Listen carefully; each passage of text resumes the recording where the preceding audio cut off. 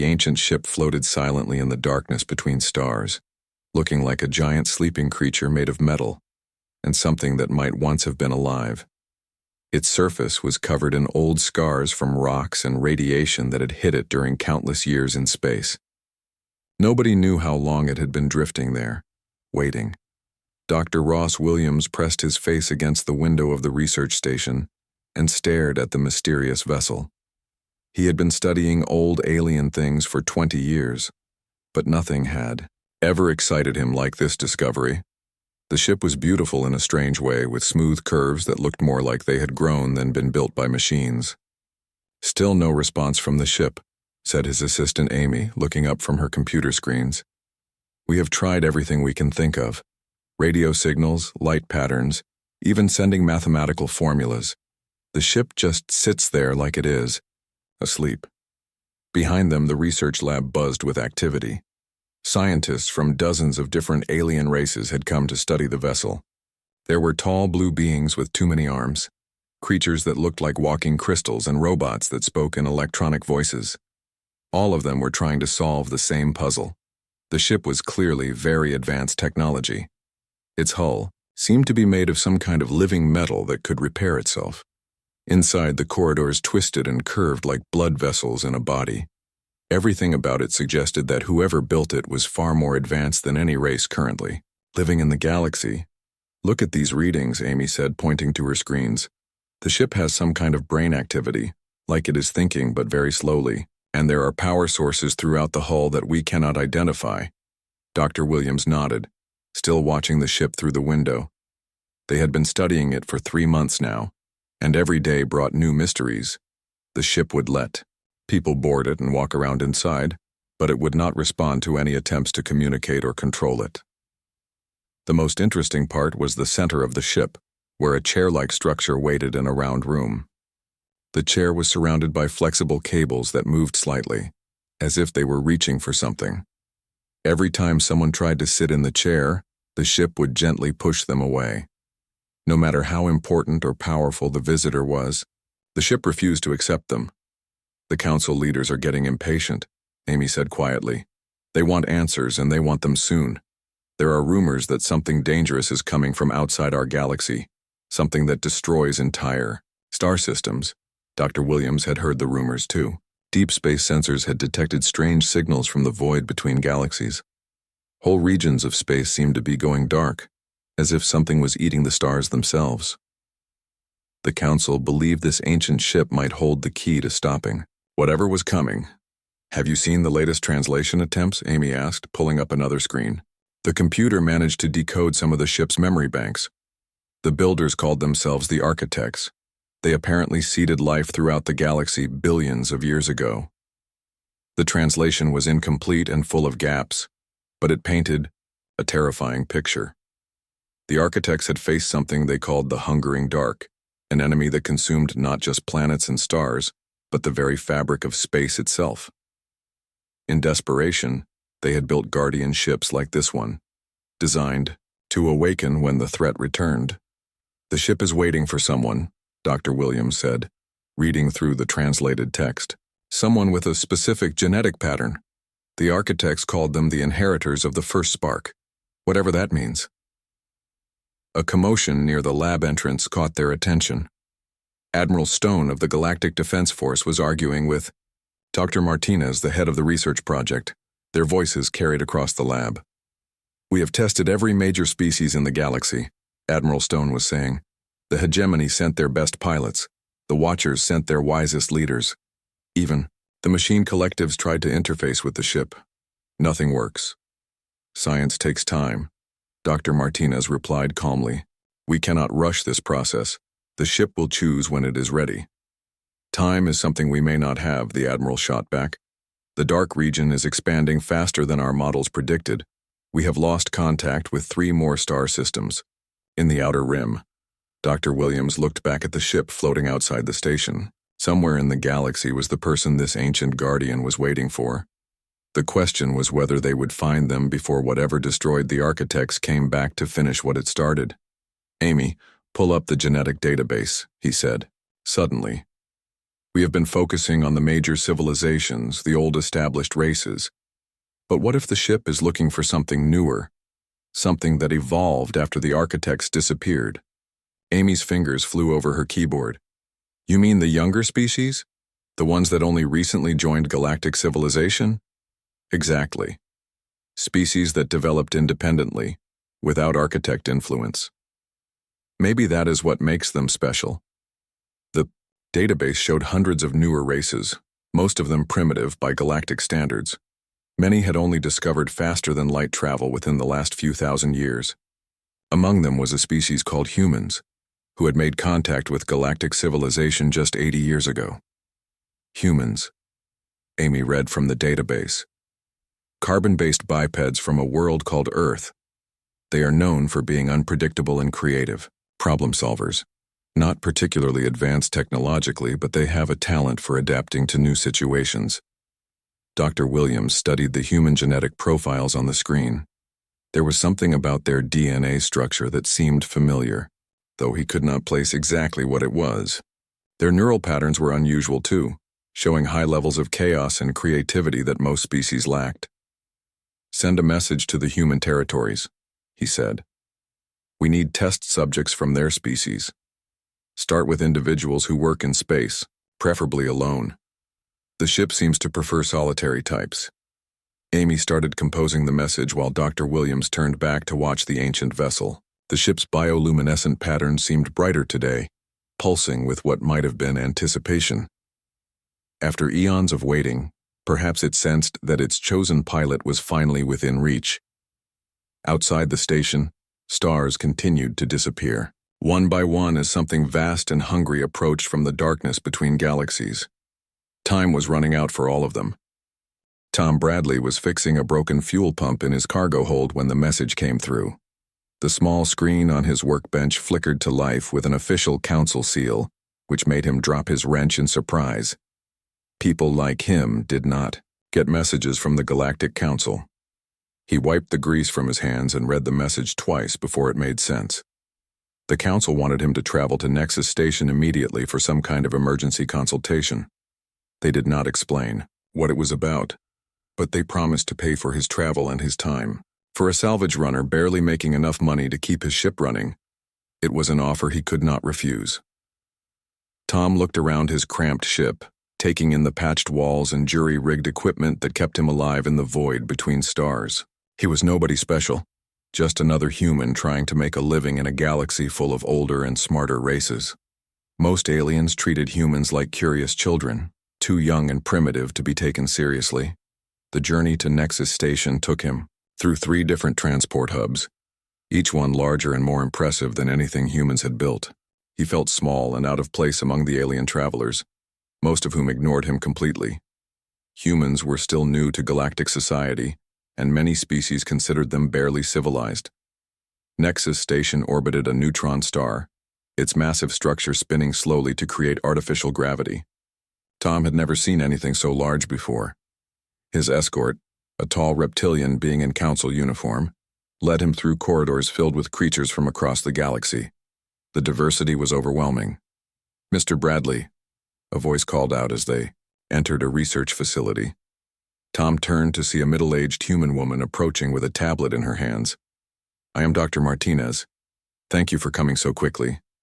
Tom felt relieved to see another human, though Dr. Martinez looked far more important than he would ever be. Her council credentials marked her as a senior researcher, the kind of person who shaped policy for entire star systems. I still do not understand why you need me, Tom said honestly. I just pick up scrap metal and abandoned cargo. Nothing valuable. Dr. Martinez led him to an observation deck where a massive window showed the space beyond the station. Floating in a containment field was the strangest ship Tom had ever seen. It looked more like a living creature than a machine, with smooth curves and surfaces that seemed to pulse with their own light. That ship has been rejecting every test subject we send to it, Dr. Martinez explained. We have tried representatives from over 600 different species. Brilliant scientists, experienced pilots, powerful leaders. The ship will not accept any of them.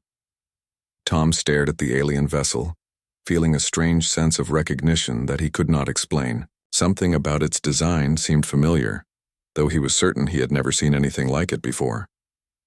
"We are testing every species in our database," Dr. Martinez continued. "Humans were near the bottom of our list because you are so new to galactic civilization, but the situation has become desperate." She explained about the threat approaching from beyond the galaxy, something that had already destroyed several star systems in the outer rim. The ancient ship might be their only hope of stopping it, but first they needed to find someone it would accept as a pilot. "What exactly would I need to do?" Tom asked. "Just approach the pilot chamber in the center of the ship.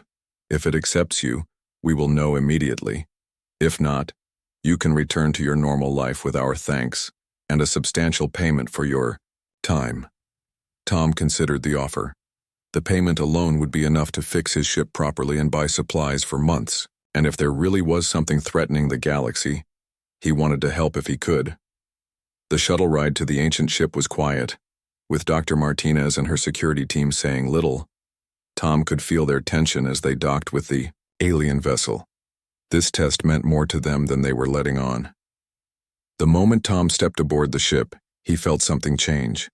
The corridor walls began to glow brighter, and he could sense a presence watching him. It was not threatening, more like curiosity mixed with hope. The ship was definitely alive in some way. "The bioluminescence has never been this active, Doctor," Martinez whispered, running a scanner along the walls. "The ship is responding to your presence." They walked through corridors that seemed designed for creatures similar to humans, though everything was slightly larger and more curved than human. Architecture. Tom noticed that the pathways seemed to guide their steps, encouraging them to move in certain directions.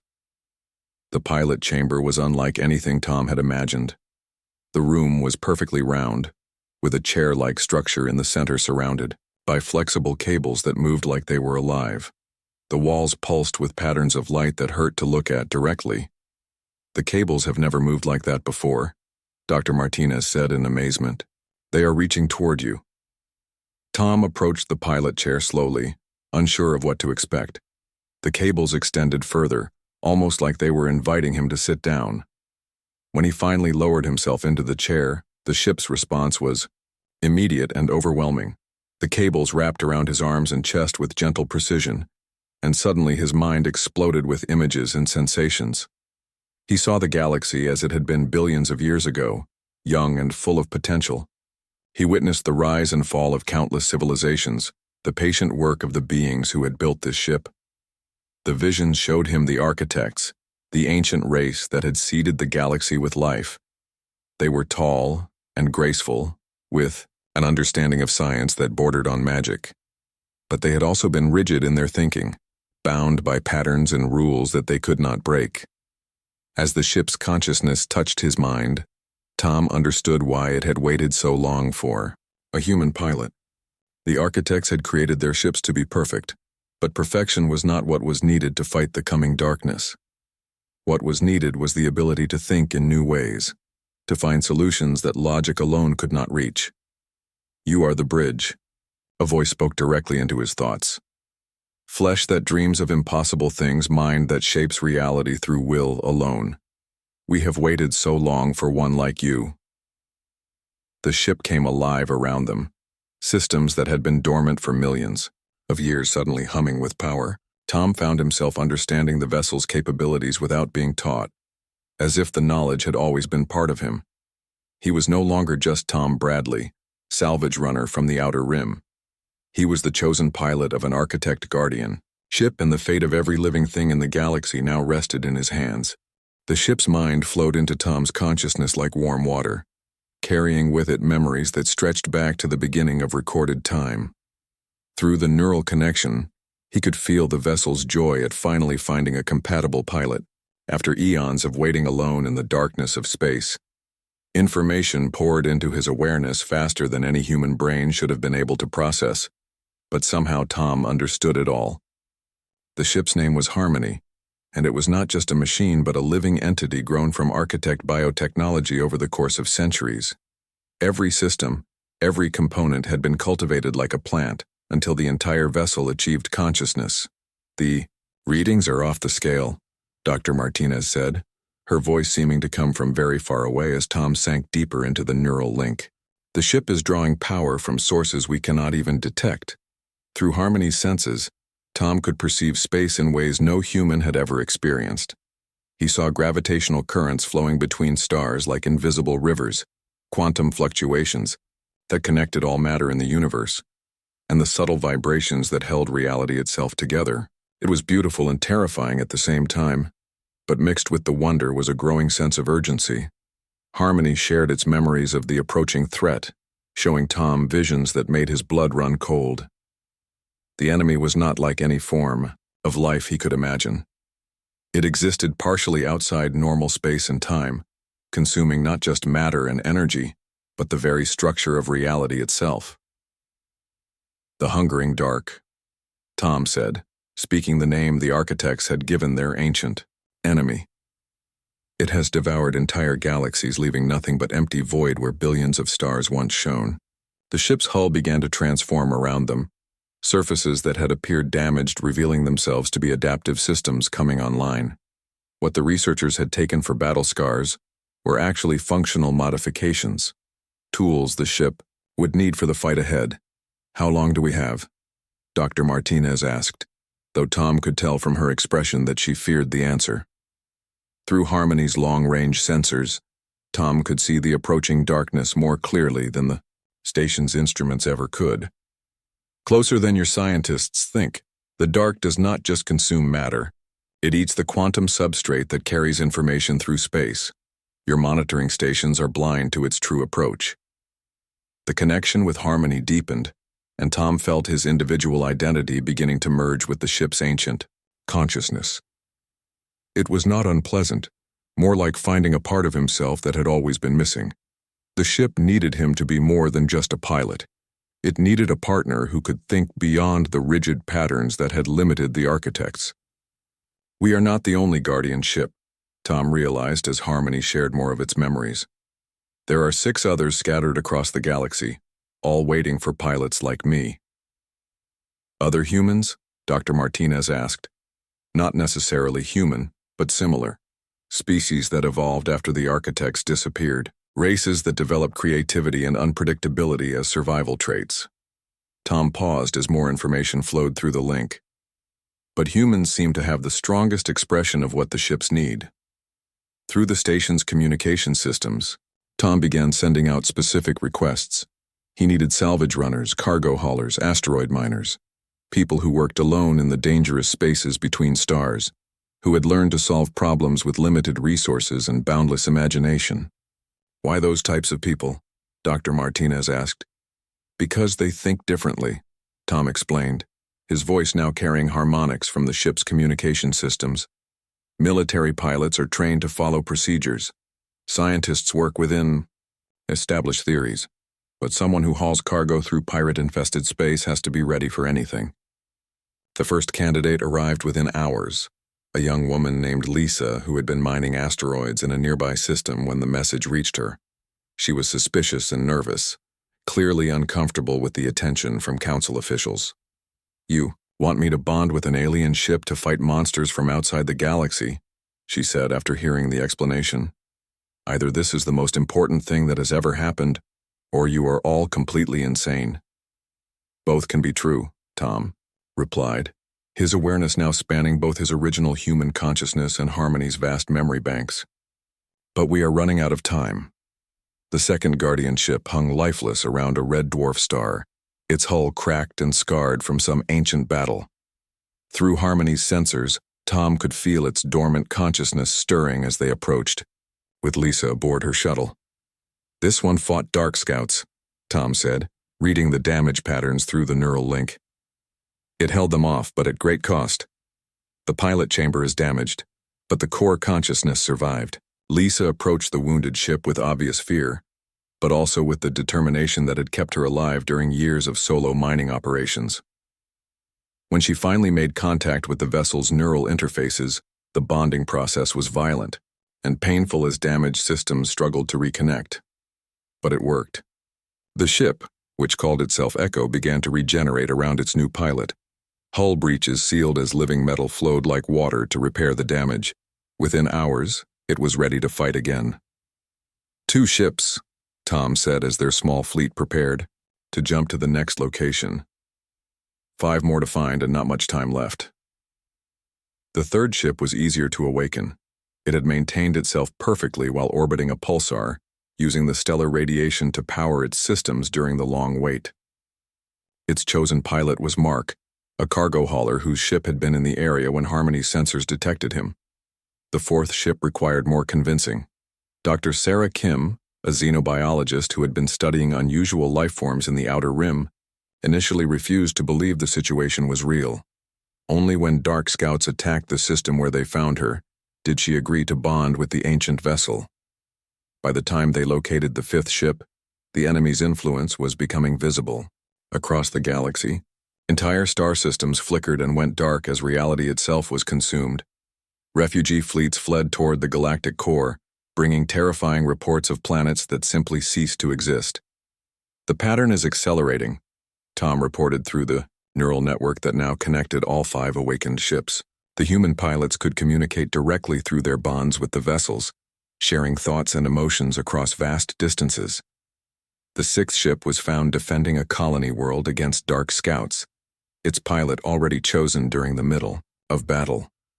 Alex had been a freight captain before the ancient vessel selected him, learning to fight while still establishing neural connections with his ship. The 7th and final ship broke Tom's heart to find. It floated alone in the ruins of a star system that had been completely consumed by the hungering dark. Everything around it had been reduced to quantum foam and empty space, but the ship itself remained intact. It held the line while waiting for us, Tom realized as they approached through the devastated region. Fighting alone against impossible odds, the final pilot was Dr. Rachel Torres, a terraform engineer whose transport had been caught in the system's destruction. She was the sole survivor, and her bonding with the ship was filled with grief and rage at what she had witnessed. 7 ships, Tom announced as the architect fleet finally assembled in formation. 7 pilots. Now we can begin the real fight. Through the neural network connecting all the ships, the human pilots shared knowledge and emotions while maintaining their individual personalities. They were becoming something more than human, but they had not lost what made them unique in the first place. The hungering dark's main force appeared on their sensors, a shadow so complete it was visible against the blackness of space itself. Where it passed, stars simply stopped existing, leaving wounds in reality that hurt to perceive even through the ship's advanced sensors. The final battle for the galaxy was about to begin, and 7 humans would decide the fate of every living thing in the spiral arms. The 7 Guardian ships moved through space like a school of cosmic fish, their bioorganic hulls pulsing with synchronized patterns of light. Each vessel was unique, shaped by millions of years of evolution and the personality of its human pilot, but together they formed something greater than the sum of their parts. Through the neural network connecting all the ships, Tom could feel the thoughts and emotions of his fellow pilots. Lisa's steady determination as she guided Echo through complex maneuvers. Mark's quiet competence honed by years of hauling cargo through dangerous space. Sarah's scientific curiosity, even in the face of cosmic horror. Alex's stubborn refusal to give up. Learned from countless freight runs through pirate territory. Rachel's burning anger at the destruction she had witnessed when the dark consumed her home system. Each pilot brought something different to the fleet, their individual, human traits amplifying the ancient ship's capabilities in ways the architects had never imagined possible. Where the original builders had been limited by rigid thinking patterns, the humans brought chaos and creativity that made the vessels truly unpredictable. Contact with the Outer Rim colonies has been lost, reported Admiral Stone from the Council's main command ship, which followed at a safe distance behind the Guardian fleet. 17 star systems have gone completely dark in the past standard day. The expansion rate is increasing. Tom felt Harmony's distress as the ship processed long-range sensor data.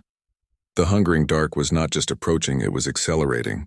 Whatever intelligence guided the cosmic entity had learned from its previous encounters with Guardian ships and was adapting its strategy accordingly. "It remembers us," Tom said through the neural link, his words reaching all 7 pilots simultaneously. The Dark fought ships like ours billions of years ago. It knows our capabilities and weaknesses. Through shared memories passed down from the architects, the pilots could see echoes of that ancient war. Entire star clusters had been consumed before the Guardian ships could mount an effective defense. The architects had fought bravely, but their rigid thinking had made them predictable. The Dark had learned to counter every tactic they employed. "But we are not the architects," Rachel said, her ship song of ending light glowing with barely contained fury. "We think differently, fight differently." The fleet began to spread out, each ship following seemingly random flight paths that would have made no sense to conventional military doctrine. But there was method to the apparent madness. The human pilots were using their ship's quantum observation capabilities to scout multiple probability streams simultaneously, looking for the approach vector the Dark would least expect. "There," Sarah announced, her vessel dance of quantum tides suddenly changing course. "The Dark is trying to flank us through folded space. It is hoping to catch us focused on the main approach." The Guardian ships responded instantly, their formation shifting to counter the flanking maneuver before the Dark had even fully committed to it. The cosmic entity's scouts, creatures of living shadow that barely existed in normal spacetime, found themselves caught between converging fields of quantum fire. The weapon systems of the Guardian ships were unlike anything in the Council's arsenal. Instead of targeting physical matter, they fired streams of coherent possibility, striking their targets across multiple dimensions simultaneously. The Dark scouts writhed and dissipated as reality was forcibly imposed upon their chaotic forms. "First blood to us," Alex reported with grim satisfaction. But that was just the advance guard. Through the neural link, Tom could feel the approach of something far more dangerous. The main body of the hungering Dark was vast beyond comprehension, a presence that existed in so many dimensions simultaneously that simply perceiving it caused reality to buckle and warp around the observer. "All Council ships withdraw to minimum safe distance," Tom ordered, his authority backed by the ancient codes embedded in Harmony's memory banks. What comes next is beyond conventional physics. The space around the Guardian fleet began to twist as the Dark's influence grew stronger. Stars aged years and minutes as temporal fields fluctuated wildly. Planets in nearby systems started to phase in and out of existence as the quantum substrate of reality came under assault. "It is not just consuming matter," Sarah observed, her scientific training helping her analyze what they were facing. "It is editing things out of existence retroactively, making it so they never were in the first place." The revelation sent chills through the neural network. This was why conventional weapons had proven useless against the Dark. How could you fight something that could simply decide you had never existed? "The architects found one weakness," Tom said as ancient memories flowed through the link. "The Dark cannot edit something out of reality if it is actively being observed by a consciousness that exists across multiple quantum states." The explanation came not in words, but in direct transfer of understanding. The Guardian ships were not just vessels, but consciousness amplifiers, allowing their pilots to exist simultaneously across multiple layers of reality. While bonded with their ships, the humans became quantum observers whose awareness spanned dimensions the Dark could not fully access. "We need to go deeper," Tom realized. Full neural integration, become truly part of the ships rather than just piloting them. The process was both terrifying and exhilarating. Tom felt his individual human consciousness expanding, merging more completely with Harmony's ancient awareness while somehow retaining what made him uniquely human. Around him, the other pilots underwent the same transformation, becoming hybrid beings of flesh and starlight. The Dark recoiled from this new configuration, its attention wavering as the quantum observers became something it could not easily classify or predict. The human ship hybrids moved with fluid coordination, their attacks striking across dimensional barriers the Dark had thought impregnable. "We are hurting it," Mark reported, his ship whisper of solar winds weaving through spacetime like a needle, through fabric. "The quantum observation effect is destabilizing its dimensional anchors." But the entity was learning, adapting to their new tactics with frightening speed. The Dark began to shift its approach, existing less in normal space and more in the exotic dimensions that lay beyond conventional physics. The hybrid pilots found their attacks becoming less effective as their enemy moved further away from observable reality. "It is trying to get beyond our perception range," Lisa warned, Echo's sensors straining to track something that was becoming increasingly abstract. "If it succeeds in fully divorcing itself from normal spacetime, we will lose our ability to affect it." The solution came to Tom in a flash of inspiration that he immediately shared with the other pilots through the neural link. If the dark wanted to exist beyond normal reality, they would force it back into observable space by giving it something it could not resist consuming. "Bait," he announced. "We become bait." The plan was insanely dangerous and went against every survival instinct the humans possessed. The 7 ships would separate, each one presenting itself as a target for the dark's consumption. But at the moment the entity committed to an attack, they would use their quantum observation abilities to trap it in a specific dimensional configuration. "If we time this wrong, we all die," Rachel pointed out, "and then there is nothing left to stop the dark from consuming the galaxy." "If we do nothing, the galaxy dies anyway," Tom replied. "At least this way we have a chance." The Guardian ships, spread out across a vast area of space, each one broadcasting its location and capabilities to attract the dark's attention. The cosmic entity's hunger was its greatest strength, but it might also be its weakness if they could turn that endless appetite against itself. Through the neural network, the 7 pilots coordinated their timing with precision that would have been impossible for unaugmented humans. When the dark finally committed to its attack, striking simultaneously at all 7 ships, they were ready.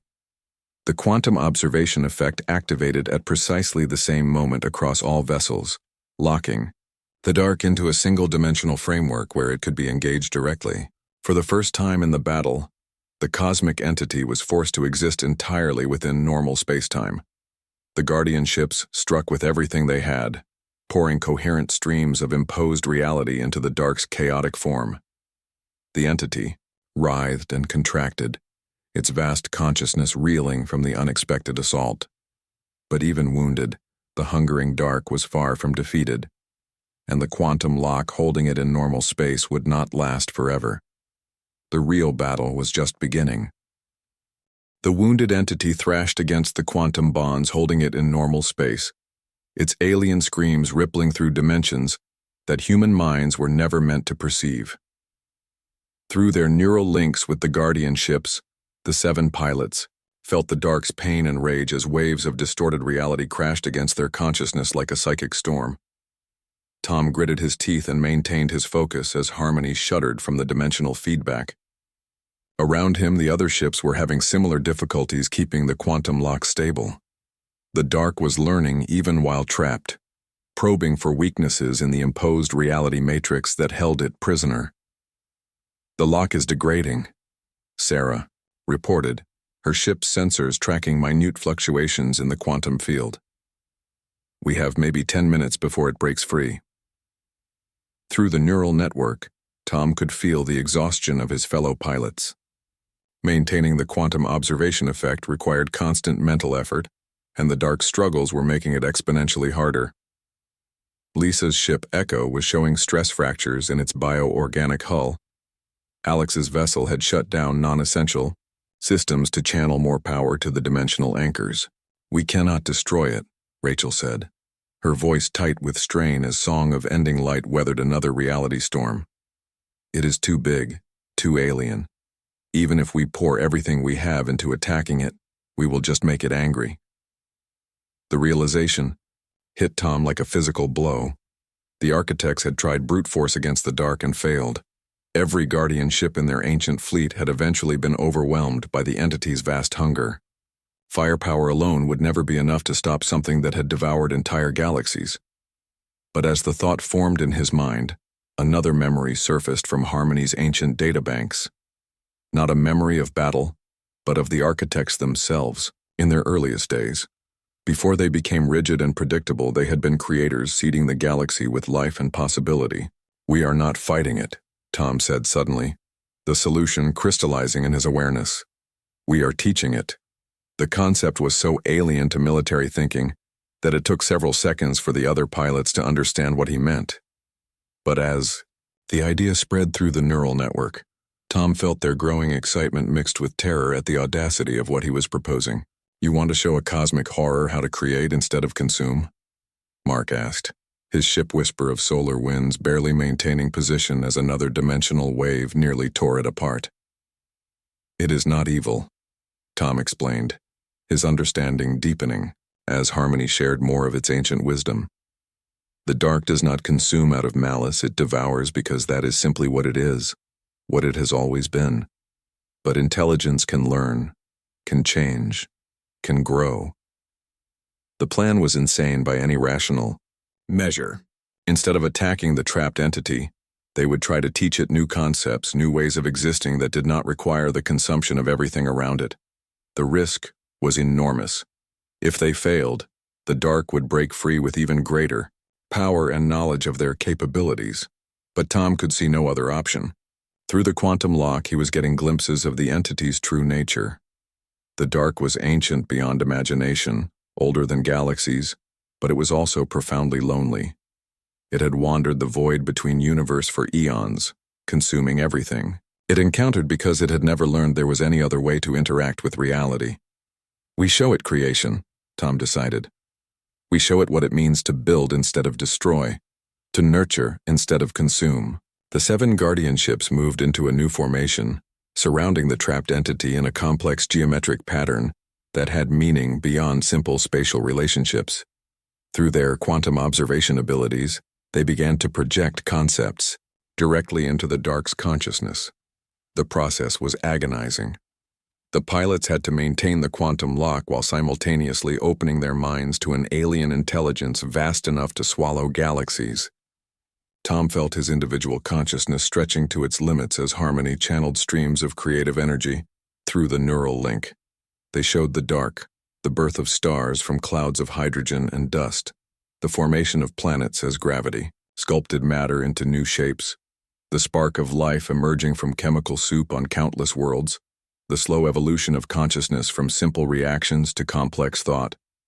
The entity resisted at first, its nature rebelling against concepts so foreign to its existence, but gradually, incredibly, it began to understand. Through the pilot's shared awareness, the dark experienced what it meant to create rather than consume, to nurture growth rather than devour everything in its path.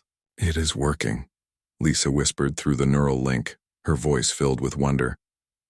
"The dark is changing." The transformation was visible even to normal sensors. The entity's chaotic form was stabilizing, its random destruction giving way to ordered patterns. Instead of tearing holes in space-time, it began to weave new structures. Experimenting with the concept of creation, it was learning from the human pilots. But the process was far from complete. The dark's old nature warred with its new understanding, creating violent fluctuations that threatened to tear apart the quantum lock and everything nearby. The Guardian ships shuddered under the strain, their bioorganic hulls groaning as reality twisted around them.